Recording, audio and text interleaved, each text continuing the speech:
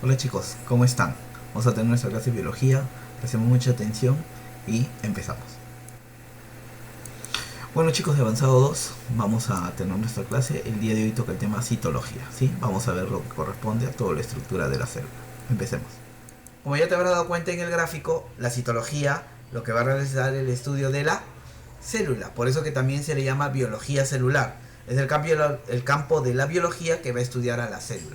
¿Y qué es la célula, profesor? Me dirás. La célula es la unidad anatómica, funcional, hereditaria y evolutiva de todos los seres vivos. O sea, aquel que se considera ser vivo tiene que estar formado en su unidad anatómica, en su estructura anatómica por células, que van a cumplir distintas funciones, que van a almacenar lo que es el ADN, que es la información hereditaria, y con el paso del tiempo van a generar lo que es la evolución. Entonces, la célula es la unidad anatómica, funcional, hereditaria y evolutiva de todos los seres vivos. Por eso que a los virus no se les considera seres vivos debido a que no están formados por células. Están en un nivel anterior al nivel celular. Ahora, en este tema hay que revisar un poquito de antecedentes históricos que son vitales e importantes. El primero que vamos a revisar es el de los hermanos Hansen, que son los que inventan el microscopio. El microscopio es vital porque los primeros inicios de estudio de nivel celular se necesitaba amplificar. Son muy pequeños, la mayoría de células son muy pequeñas y no se observan a simple vista. Entonces necesitaba un instrumento que permita su observación. Y los hermanos Hansen lo que hacen es la invención del microscopio, que da inicio a esta era del estudio de las células y cómo están compuestas. Luego aparece Robert Hooke. Robert Hooke es el padre de la citología, debido a que él acuña el término célula. Él agarró un corchito, el corcho lo que tiene la tapita del vino, que son comprimidos de vegetales, que son células muertas. Él realizó un corte y lo puso al microscopio. Y lo que él observó fue una estructura parecida a lo que he dibujado, que son simplemente paredes celulares. Él no observó ninguna célula viva, él solo observó paredes celulares. Y él a esto las llamó celdas. Celdas, que es el término anterior a célula. Entonces, como él le dio el nombre tras observarlo en el microscopio, a él se le denomina el padre de la citología. El primero que observa o que le da nombre, porque en realidad no observó células vivas, ¿no? Solo observó paredes celulares. El primero registrado en observar células vivas es Leeuwenhoek. Leeuwenhoek observa protozoarios y espermatozoides. Y él, al observar en el microscopio y ver que tenían cierta movilidad, él los llamó animáculos. Animáculos. Leeuwenhoek es la primera persona que observa células vivas. Ahí puedes ver un espermatozoide y acá un protozoario, ¿sí? Luego tenemos a Robert Brown.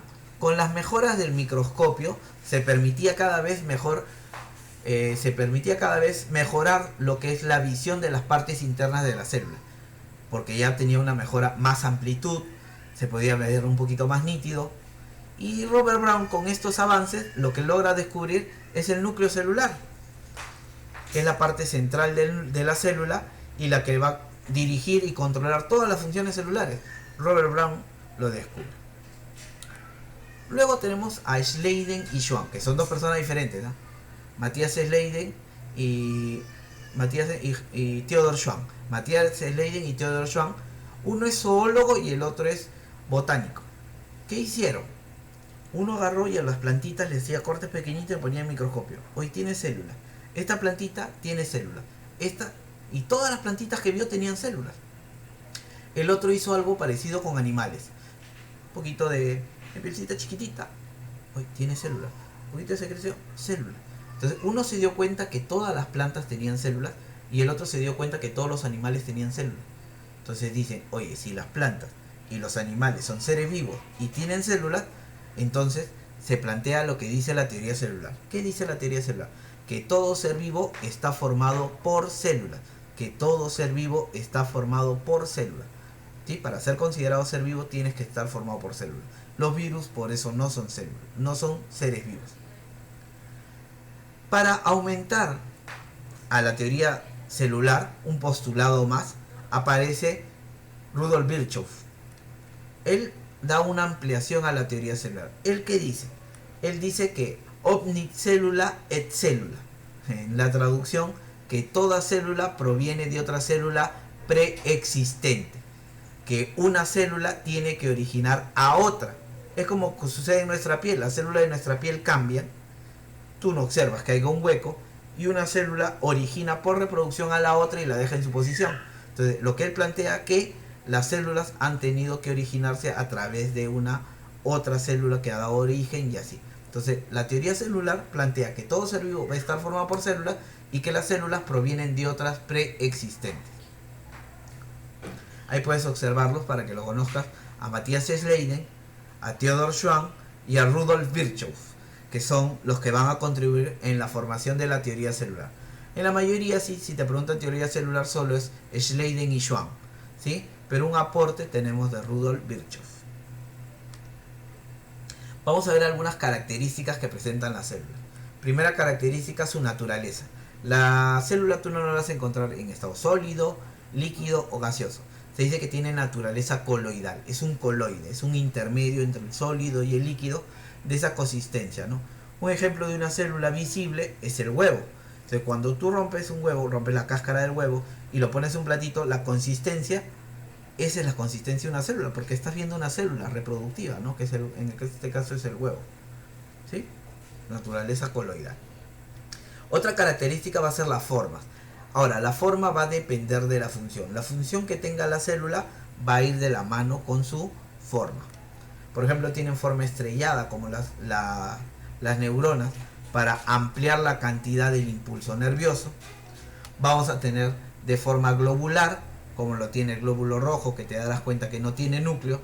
¿Y no tiene núcleo para qué? Para tener más espacio para transportar oxígeno, que es una de las funciones de los glóbulos rojos. Poligonal, como el caso de las células vegetales, que tienen formas geométricas. Y amorfa, ¿sí? Como el caso de esta ameba, ¿sí? Que no tiene una forma definida, esta amebita. El tamaño va a variar entre dos cosas: microscópicos, que se miden en micras, como la mayoría de células que se miden en micras, que por eso necesitamos el microscopio para observarlas. Tenemos el caso, por ejemplo, de los micrococos, que son 0,2 micrómetros. Por eso, ¿y qué tan chiquito es esto? Recuerda que esta micra significa 10 a la menos 6. Entonces, esto sería, si lo pongo, sería 0.0000002 metros. Es recontra chiquitito, imperceptible a nuestra visión, ¿sí? Imperceptible a nuestra visión. Pero también tenemos el caso de las células que son macroscópicas, que se van a medir en metros, o sea que ya son visibles. Te mencioné uno, ¿no? El huevito, por ejemplo, de codorniz, el huevo de gallina o el huevito de avestruz, por no decir otra palabra, ¿no? El huevito de avestruz, que son células que son visibles a simple vista. Tú puedes observar tu piel y vas a observar como un rombito y por centro sale el vellito, es una célula también observable. Pero hay casos mucho más grandes, ¿no? Por ejemplo, como la célula nerviosa en una jirafa, que mide casi 10 metros. Una célula nerviosa que podría comunicar toda una extensión, ¿no? Imagínate, todas sus patas, hasta llegar a otra célula y de ahí comunicarla con el cerebro, ¿no? Entonces vamos a tener células nerviosas muy grandes, células musculares también muy grandes. Entonces las células pueden haber microscópicas y macroscópicas. Entonces hasta acá lo que hemos visto son antecedentes y características. Recuerda, el padre de la citología es Robert Hooke, porque él acuña el término célula, ¿sí? La teoría celular nos dice que toda célula, que todo ser vivo está formado por células y que todas esas células provienen de otras preexistentes. Entonces hemos visto la primera parte de lo que es citología. Ahora vamos a ver un poquito cómo es que se clasifica, ¿sí? Vamos a ver que en la clasificación vamos a tener dos tipos de células que aparecen acá, que las he dibujado acá en el formato como esquema para poder entenderla. Tiene la célula procariota y las células eucariotas. Miren, chicos, a los costados voy a poner lo que tienen de diferente. ¿Qué de diferente tiene la célula procariota? ¿Qué de diferente tiene la célula eucariota? Y acá al centro voy a poner lo que tienen ellas en común, ¿sí? Lo que tienen ellas en común. Veamos. Primero, lo que tiene diferente la célula procariota. La célula procariota, te darás cuenta que en este que he dibujado tiene 3 capas. La tercera capa se llama cápsula, que va a evitar la deshidratación y la fagocitosis, que las bacterias sean digeridas o comidas por otros organismos.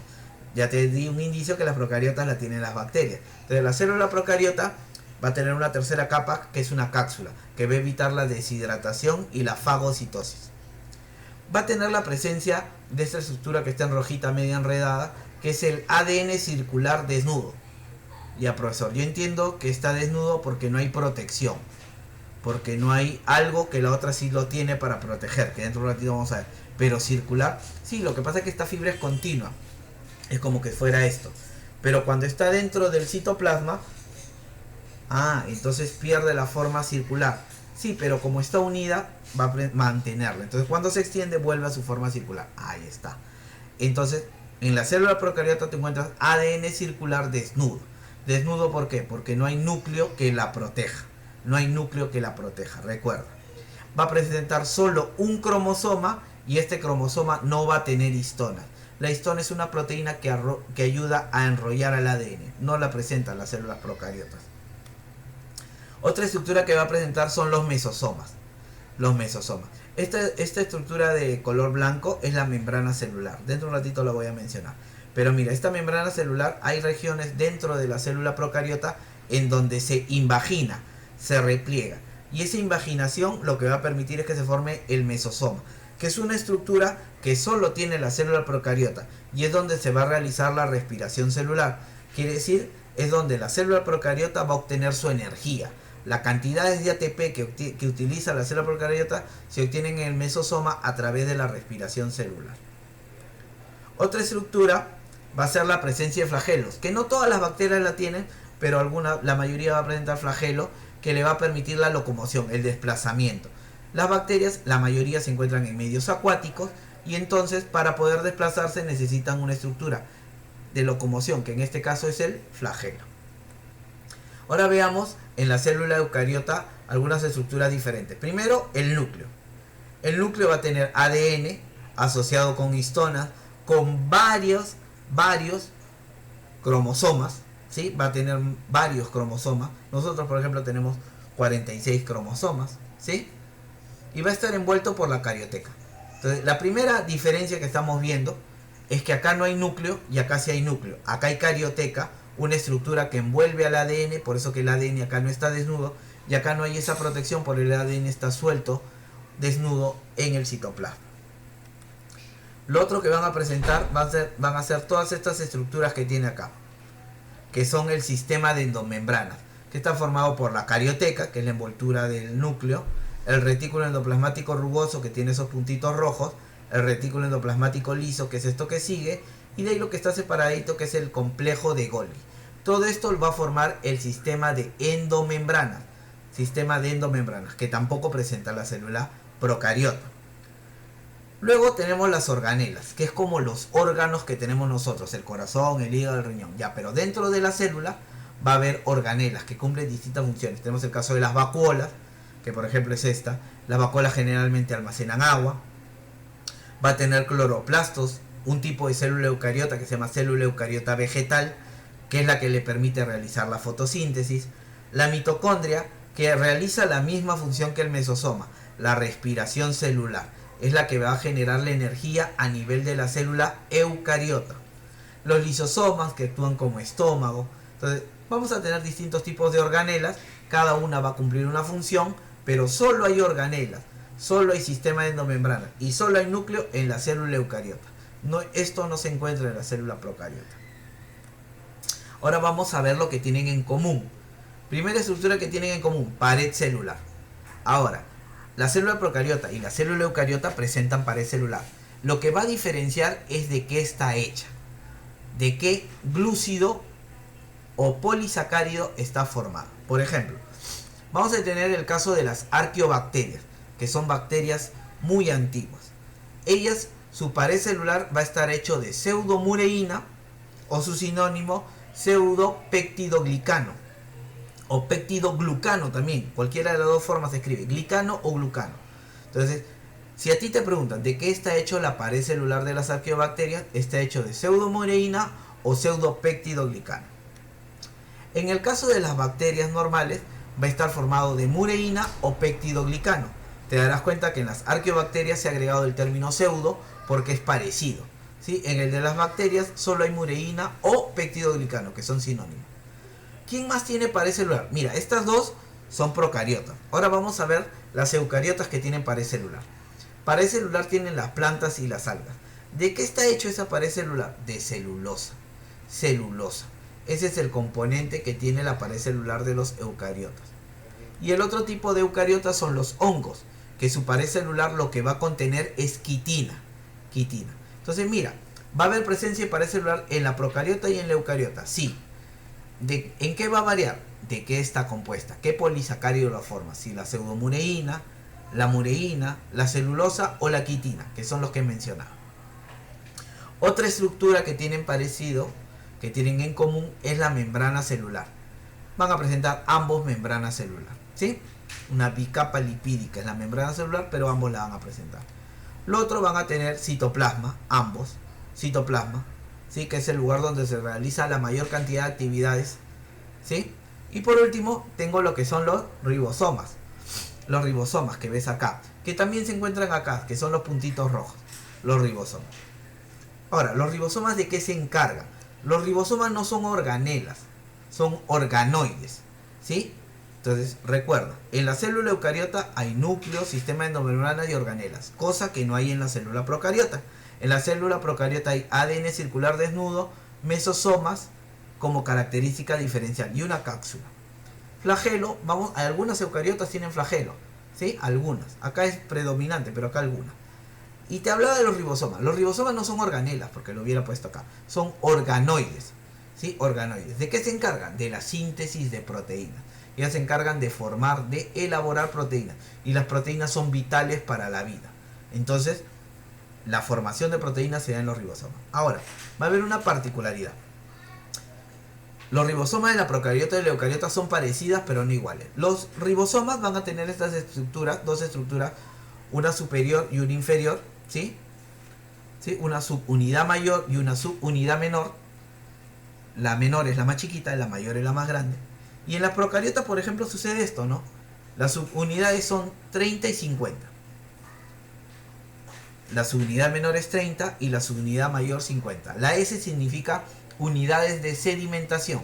Entonces se ensamblan y se forma un ribosoma que se llama 70S. 30 y 50, 70S. En el caso de las eucariotas, las subunidades son 60 la mayor y 40 la mayor. 40S y 60S. Se juntan y forman un ribosoma llamado 80S. Profesor, creo que como usted de biología está sumando mal. Acá dice 30 y 50 y he puesto 70. Debería ser 80. No. Lo que pasa es que las unidades de la menor con la mayor, al ensamblarse, se van a repetir. Y entonces solo se contabilizan 70S, 70 unidades de sedimentación. Lo mismo pasa en las ribosomas de las eucariotas. Las unidades de 40 y 20 van a tener 20 unidades de repetición, se ensambla y se forma la estructura llamada eucariota. Eucariota llamada 80S, ribosoma eucariota 80S. Entonces te darás cuenta que los ribosomas van a ser diferentes, ¿sí? Muy bien. Ahora, ¿quiénes tienen célula procariota? Ya te había dado un indicio, pero hay que leerlo. Las células procariotas lo presentarán las arqueobacterias, que son las bacterias extremas. Son bacterias que viven en un lugar donde otro ser vivo no se encuentra, ¿sí? En el intestino, ¿sí? En pozas sulfurosas, en el mar muerto encuentras arqueobacterias. Las cianobacterias, que son las llamadas algas verde-azules, ahora te voy a mostrar para que las conozcas, y las bacterias de forma general, ¿sí? Y las que formarían la célula eucariota son el resto de seres vivos, los protozoarios, las algas, los hongos, las plantas y los animales, ¿sí? Las plantas y los animales. Hay que recordar ahí, las plantas y los animales. Acá había un pequeño problema. Plantas y animales. Ahora, entonces, nosotros conocemos como seres vivos a bacterias, ¿sí? Algas, protozoarios, hongos, plantas y animales. Todos ellos son seres vivos. Y como te das cuenta, todos están acá. Las bacterias tienen célula procariota y los demás, protozoarios, algas, hongos, plantas y animales, tienen célula eucariota. Te muestro una imagen de alguna de las bacterias para que las reconozcas. Una bacteria generalmente parecía a lo que lo dibujé. Va a tener su nucleoide. Nucleoide dice acá que es el ADN circular desnudo. la pared celular, su membrana plasmática, el flagelo. Van a tener unos pelitos que se llaman fimbrias, ¿sí? Solo tiene un cromosoma, ¿sí? Y las bacterias van a tomar distintas formas. Si son redonditas se les llama cocos. Si estos cocos se asocian y forman una cadenita larga se llama estreptococos. Y si van a estar así aglomeradas se llama estafilococos. Los bacilos son aquellos que tienen estructura más larguita, como que fuera una cápsula, una pastillita. Si son dos, diplobacilos. Y si son varios formando una cadena, estreptobacilos. También hay los cocobacilos, que son entre redondos y alargados, ¿no? Tienen los espirilos, como el ejemplo de la espiroqueta, que tiene forma así, ¿sí? Ondulante. Y los vibriones, que tienen forma del signo de puntuación como la coma, ¿sí? Como la coma, los vibriones. Entonces, las bacterias se les va a llamar de acuerdo a su forma. También, acá puedes observar las arqueobacterias, que son las bacterias extremas. Y acá puedes observar las cianobacterias, que son llamadas algas verdeazules en forma vulgar, pero no son algas, son bacterias primitivas. ¿Sí? Muy bien.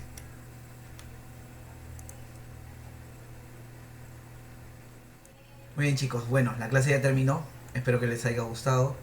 Mando un abrazo grande a la distancia y recordemos, quédate en casa, ¿sí? Hay que mantener el distanciamiento social, ¿sí? Muy bien, bendiciones, nos vemos.